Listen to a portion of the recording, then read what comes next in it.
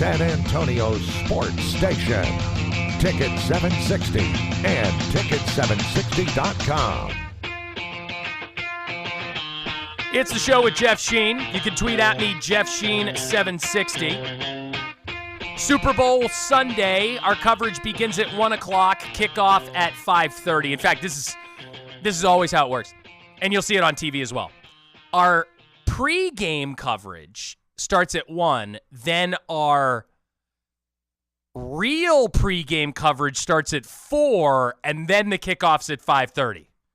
Because the 1 to 4:30 stuff, that's just the hype. So then they throw on another hour of pregame coverage. All afternoon on Ticket 760 this Sunday. So Wednesday, the recruiting battle concludes, although the war never finishes.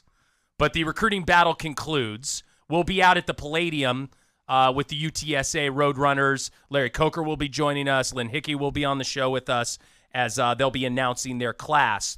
But I got the guys from InsideRunnerSports, who are the guys that I follow the most when it comes to keeping up with this stuff. JJ Perez and Antonio Castillo joining me in studio. And guys, first of all, thanks for coming in on a Friday. I know everybody else is starting to get drunk for this Sunday in the Super Bowl, but glad to see you guys. You look sober. I was about to say thank you for being sober. At least you look sober, but thanks for coming in. Thanks. It's been a few hours since my last drink. So as you guys were coming in from upstairs, there is a new confirmed signing by the Runners. Let's start there. Who we got? Yeah, definitely, Geoff. We were, as you saw us working as you were walking us up. I did. We were able to confirm that Joseph Brooks, who's actually on an official visit right now to UTSA, he's a big defensive tackle from San Angelo Central. He's a 6'3", 270 pounds, so wow. Good frame on him already. He's actually going to take what they call a gray shirt offer, but he's been extended a gray shirt, and he's informed us he'll be committing to the staff tomorrow, making it official. So great. Then he signs his letter of intent. For those that don't know how a gray shirt works, it's just they delay the enrollment until January of next year. So his eligibility clock doesn't start. He can put on another 20 pounds. I've seen this kid in camps. He's a beast. Definitely will be an asset to the team and a good find by Coach Coker and his staff. Yeah, Antonio, that's commitment number 9, Geoff.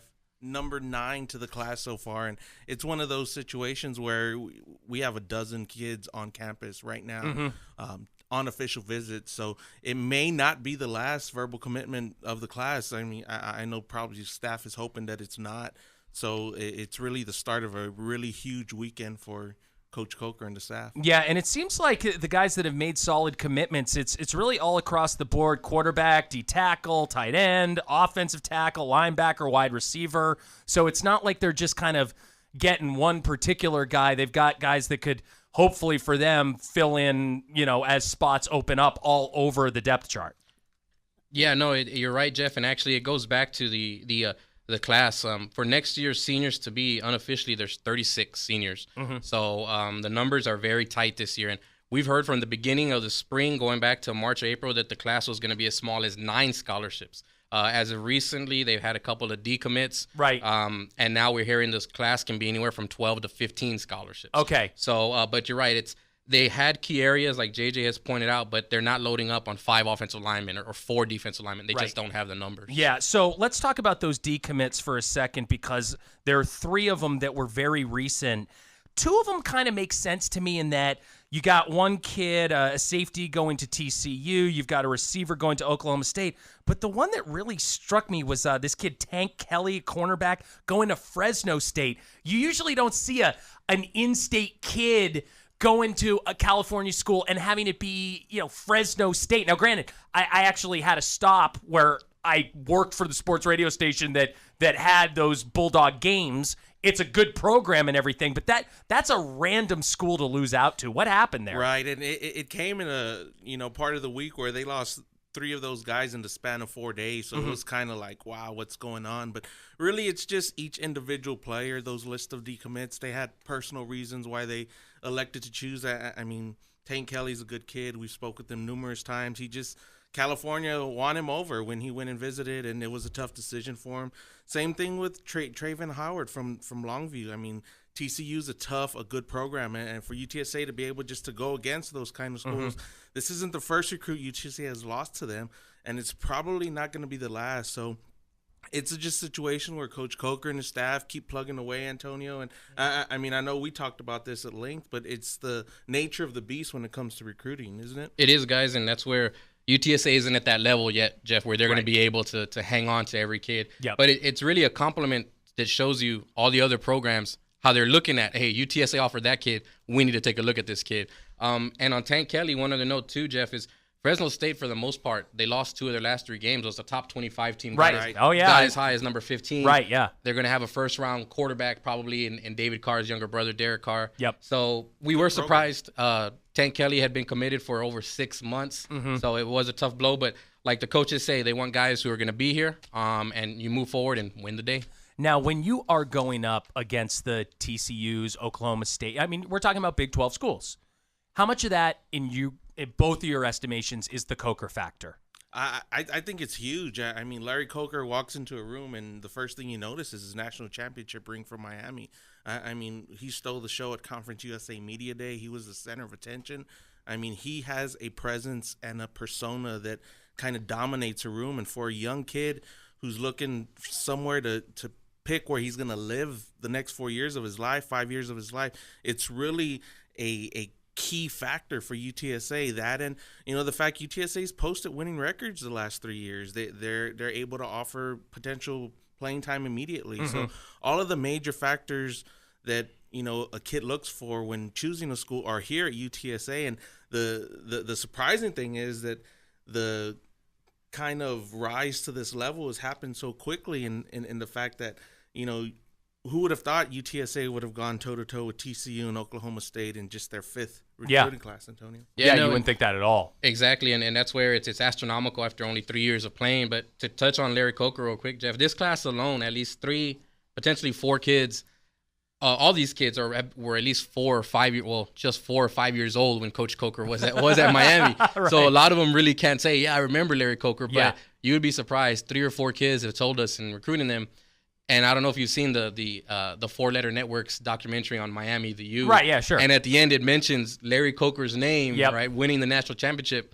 And that's the first thing they'll say. Yeah, he won the national championship. I Right. saw it on ESPN. Yeah, you don't have to have a memory of actually seeing it to see the ring and be like, I know that means that's pretty Exactly. awesome. Yeah, it's a big draw. All right, guys, let's finish with this really quickly about the remaining targets, because there's just a couple of days left. Is there somebody that you think is very likely, and it's just a matter of, maybe even we'll hear something in the next 48 hours from some of these guys?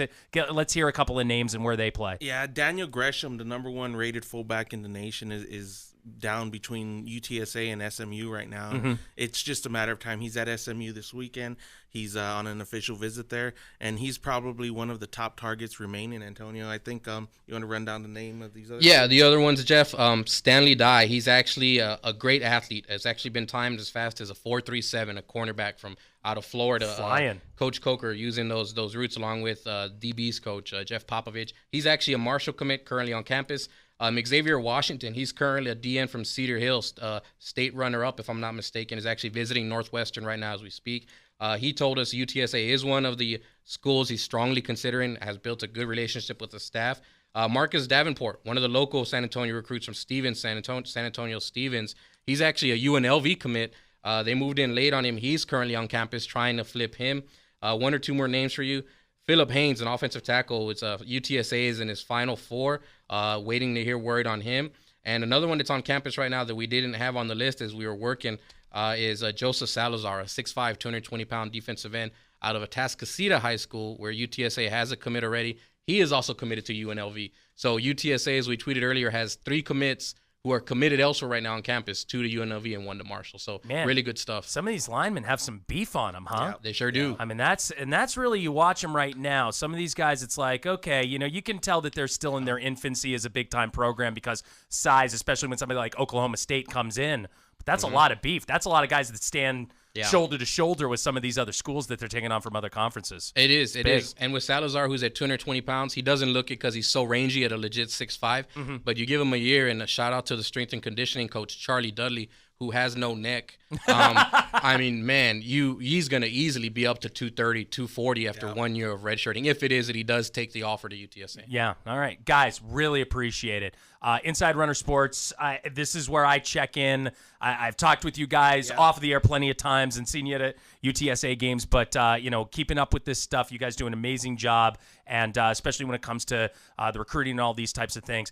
This is something that more and more people are getting into, following UTSA. These guys do a great job, so do what I do and follow them. And thanks for coming in studio today as well. Thanks for having us. By the way, let me finish. Super Bowl prediction. JJ, you first. Denver by 3. Antonio. I'm going with the Seahawks, the real 12th man. Okay. Wow. That's some fighting words right there. Guys, really appreciate it. Show continues on a Football Friday on Ticket 760.